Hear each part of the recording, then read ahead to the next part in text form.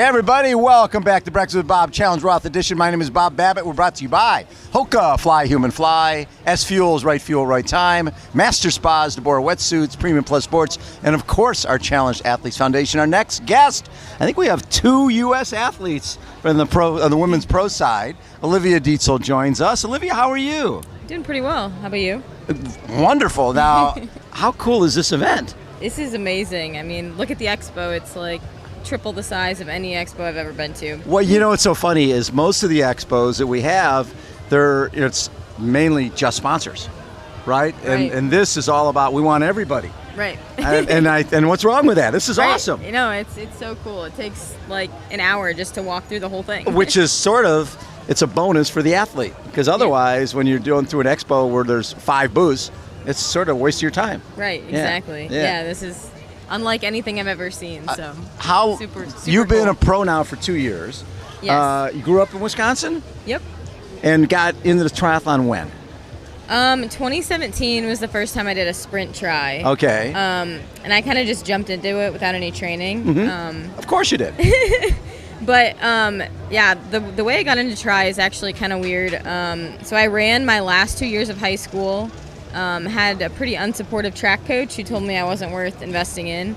So what a surprise that is. You would be surprised how many athletes that sit in this exact same chair came from a track background, who were dealing with stress fractures, who were dealing with unsupportive coaches, who didn't believe in cross training or any of the rest of it. And then because they were swimming and cycling, they got good at those. That was part of rehab. Next thing you know, they're in the triathlon and they're running faster now than they were when they were running just track. Right, exactly. And for me, it wasn't so much that I had injuries. It's more of just, I didn't believe I was fast enough to run in college, so I didn't run in college. Yeah. And then after college, my dad really enjoyed recreational biking. Right. And he was like peer pressuring me into biking with him because I had moved back home to work at John Deere after school, and so I was close to him, and he was fighting brain cancer at the time, so it was a really good way for me to bond with him. Yeah. And then I actually did my first Ironman as like supposed to be one and done as a fundraiser. Of course it is. Yeah, as a fundraiser for brain cancer and in honor of my dad. Right. And so that was 2019 Ironman Wisconsin. And I wasn't fast. I actually really sucked at like all of the things during that race. But I made it through, and my dad was there at the finish line. And after that, I gave him a hug, and I'm like, yeah, I think I'm going to do this again. So now, when you graduated, what was your degree in? Mechanical engineering. So you were working at John Deere as a mechanical engineer. You're like Andrew Starkowitz. He was a freaking, I think he might have been at John Deere as well, but he mechanical engineering as well. So mechanical engineering, you have a real job, but you decide, you know what? I'm going to do this tri thing. Now, were you doing tri and mechanical engineering for a while, or did you decide I'm diving in full? So I was doing both up until about like 3 months ago. Okay. So and so I mean, I'm looking at most people when I'm looking at 2024. There's 2 events, maybe 3. You got 6, right? You did Oceanside Ironman Texas, 18th. Nothing wrong with that. 70.3 St. George, 70.3 Chattanooga, 14th, 73.3 Boulder, Ironman Cairns. So your first international race, I'm guessing? No. First international Iron. You did, Yeah. Because you've done Cozumel. Cozumel, Montreal. Yes, 14th.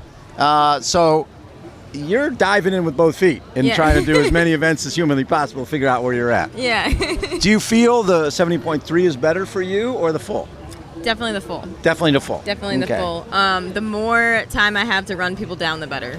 So running is it? Running's it, yeah. Okay. All right. When I look at, let's see, what type of run splits are you doing off the bike now? So Texas was a 302. Okay. And then Chattanooga was a 123. All right. So, yeah, this year really figured out how to nail the nutrition, because that was kind of what was holding me back on the run. Yeah. And so figured it out, and have been running pretty well. It was I consider my Ironman Cairns was a bad run, and that was a 308, which isn't that bad, but no. Yeah. But even in 2023, your first year as a pro, 1, 2, 3, 4, 5, 6, 7 races. Yeah, right? Yeah, and then I had some like little fun races in there with Norseman and Foddixman. Wait. You did Norseman? Yeah, last year. Oh my God! Talk about brutal. What was that like? You're swimming in the dark. The water is freaking freezing, and that's the easy part. Right, yeah, and actually we were swimming against a tide the whole way. Oh, that's always better. That's always fun, 3 right? miles, so add a little more fun. How cold was water? I think it was 48 degrees or 50, somewhere in that range. So. Okay, I know you're a cheesehead, but 48 is still really cold. It's still really cold. What did you wear? A hoodie, booties, gloves? I wore a thermal cap. I didn't wear the booties or the gloves because it's really hard to swim in those. It is hard to swim in those. How long did it take you to feel your feet and your hands? Actually, you know what? Because we were swimming against the tide that was going out You to had sea. more energy and you used too much. You used I used a heat. lot of energy, so actually it wasn't that cold. I was freezing on the bike in sections. Yeah. Because it was raining and windy and. Of course it was. You know. It's not like sunny and warm. No. See, my world, I got into triathlon because Hawaii, Tahiti, right? Bahamas, Bermuda, not Norseman. I mean, listen, Norseman's. How cool was that experience?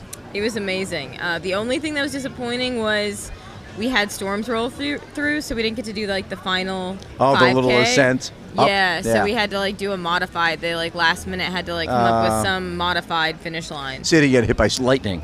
Right, exactly. Yeah. So you jump into pretty much anything. That is crazy stuff. You've been in this for 2 years, and you've basically done what a lot of people, this would be their whole career. Yeah. Right? When you're talking about doing, how many Ironmans have you done so far? Well, total 17 Ironman distance. Now, some of them weren't Ironman brand, you know. 17 distance in how many years? Since 2019. So. Okay. So you like the Ironman distance? Yeah, I like the Ironman distance. Like a lot. Yeah. Okay. Yeah. Now, does this course suit you? Kieran Charles Roth. You know, I think it's good because there is a decent amount of climbing on the bike. I think I'm better if the bike is a little bit hillier. Right. I'm a climber, so. You're a climber and a runner. Right. I'm a climber and a runner. So the run here is great for me. You know, I prefer a run that's flat or rolling is fine. Okay. If it gets too hilly, then I think you don't get as much of an advantage as a strong runner. Yes. You need to do Optuez, I think. Probably, yeah. I think Optuez so. would be a good one. Emblem Man. There's a couple events in France that, as a climber, you would go out of your mind. And that's why I liked the races like Norseman, Foddixman. I did Patagon Man. You did Patagonia Man as well? Yeah, so Patagon Man was my first X-Tri, and then I did Norseman, and then I did Foddixman at the end of last year. And Foddixman was actually my favorite of the three. What was the last one called? Foddixman. I don't even know that one. It's the X-Tri in Brazil. Okay. And that one, it's not like a crazy cold water swim, but it's still at night. But then the climbing is 15,000 feet of gain, and then the run is 6,000 feet of gain with like a finish on the top of a mountain. So like kind of like very similar to the setup with Norseman on the bike and the run. Without freezing your butt off. Right. But it's still dark in the water. It's really hot. But being in water in the dark, I don't know. There's just something about it. You wear a headlamp? No, they had like lit buoys. Lit buoys, okay. But they only had 3 buoys for the whole course. And it's a 3-mile swim. But you do 2 loops, so mile and a half. Yeah. Mile and a half, 3 buoys. Yeah, you don't really see them. So you're kind of swimming blind almost. How fun. That just makes a massive adventure. But, I mean, do you have a huge swimming background? No, not at all. Not at all? No, none. So most people without a big swimming background would look at Norseman as something that, I don't really think I want to maybe have anything to do with that. But you're jumping right into those. Yeah, I really like the choppy, rough swims. I do. don't know, it's just fun. So like Alcatraz, I did that last year. I thought that was really fun. Now Alcatraz is perfect for you. Choppy swim, and then they got the bike ride, and now you with the sand ladder and all that stuff. Yeah, that's awesome. It was awesome. I loved it. Now, specific goals for this race? I don't know. Just I think do the best that I absolutely can on the day. Yeah. I've had a lot of races coming into this one, so you think Cairns wasn't that long ago, and so I got back from Australia last Monday. Yeah. So like just over a week ago, and spent the whole week basically planning a fundraiser try that I do for brain cancer. Yeah.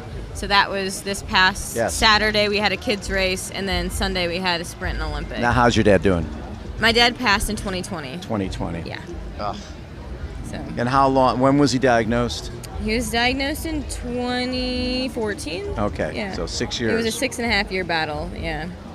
There's just when that stuff happens, it's just awful. There's nothing you can do about it. That's the worst thing with diseases like that you can't.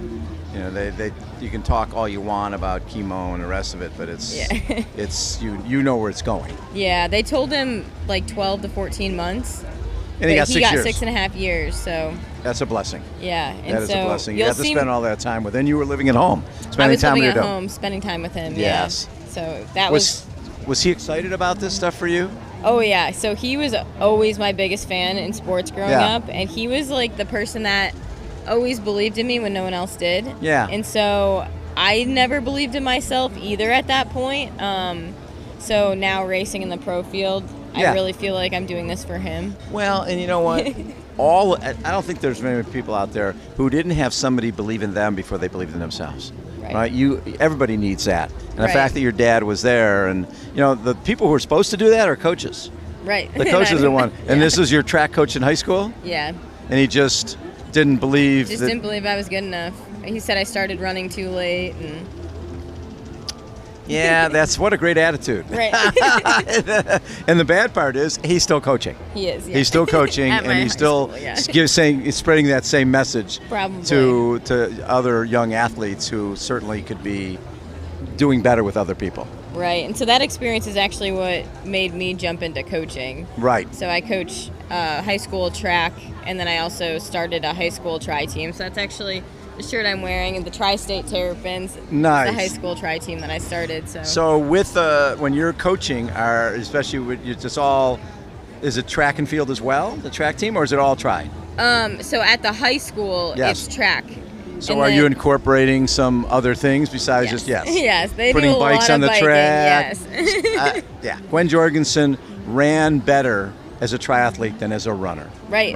And that's what I tell all of them. Chelsea Sodero, all these athletes. My 5K is like three minutes faster than when I was in high school. When you were just running. Right.